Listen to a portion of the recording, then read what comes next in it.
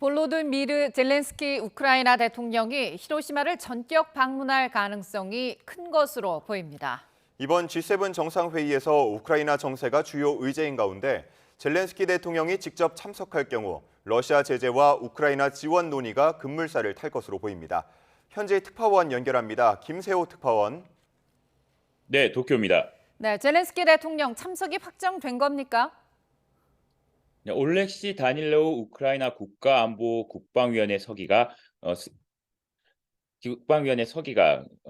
현지 미디어에 공식 밝힌 내용입니다. 다닐로우 서기는 이번 G7 정상회의에서 매우 중요한 결정들이 이루어지는 예정인 만큼 젤렌스키 대통령이 직접 참석해 우리의 입장을 전달하는 건 매우 중요하다며 이같이 말했습니다. 일본 정부는 현재까지 여기에 대해서는 공식적으로 젤렌스키 대통령의 방문 여부와 관련해 온라인 화상 참석이라고 거듭 밝혔습니다. 하지만 일본 언론들은 젤렌스키 대통령의 참석을 기정사실화하고 있습니다. 요미우리 신문은 젤렌스키 대통령이 오늘이라도 히로시마를 방문해 G7 정상회의에 참석할 전망이라고 보도했습니다. 신문은 젤렌스키 대통령이 G7 정상회의 마지막 날인 내일 우크라이나 관련 세션에 출석하는 방향으로 조율이 이루어지고 있다고 전했습니다. 젤렌스키 대통령의 방일이 실현되면 지난해 2월 러시아의 우크라이나 침공 이후 첫 아시아 방문인데요.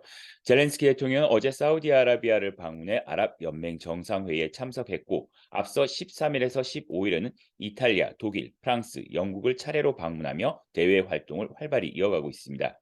아사히 신문은 젤렌스키 대통령의 방일은 러시아와의 대결에서 G7 국가의 결속을 촉구하는 것 이상의 의미가 있다고 분석했습니다.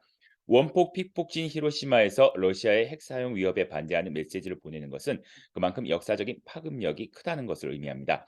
여기에 인도, 인도네시아, 브라질 등 이른바 글로벌 사우스로 불리는 신흥개발도상국 대표들도 이번 G7 정상회의에 초청을 받았는데요. 중립적인 입장에 있는 이들 나라 정상에게 직접 러시아의 침공 중단을 호소할 수 있는 기회이기도 합니다. 우크라이나 정세가 이번 G7 정상회의 핵심 의제인 만큼 젤렌스키 대통령의 대면 참석으로 관련 논의는 더욱 탄력을 받을 전망입니다. 네, 관련해서 G7 정상회의에서는 러시아를 겨냥한 공동성명도 발표됐다고요. 네, G7 정상들은 어제 히로시마 평화공원 내 원폭 자료관을 방문하며 공식 일정을 시작했습니다. G7 정상들은 어제 공동 성명을 통해 러시아에 대해 전방위 제재를 경고했습니다. 정상들은 어제 공동 성명을 내고 러시아의 명백한 유엔 헌장 위반과 전쟁이 세계에 미치는 영향을 가장 강력한 언어로 경고한다고 밝혔습니다. 이어 러시아의 불법적인 침략을 확실히 좌절시키고 우크라이나 국민을 지원하기 위해 새로운 조치를 강구할 것이라고 강조했습니다. 그러면서 우크라이나가 필요로 하는 재정적, 인도적, 군사적, 외교적 지원을 제공하겠다는 약속을 재확인했다며 우크라이나 지원에 대한 피로감에 대한 우려를 불식시키지 않는 데도 뜻을 모았습니다.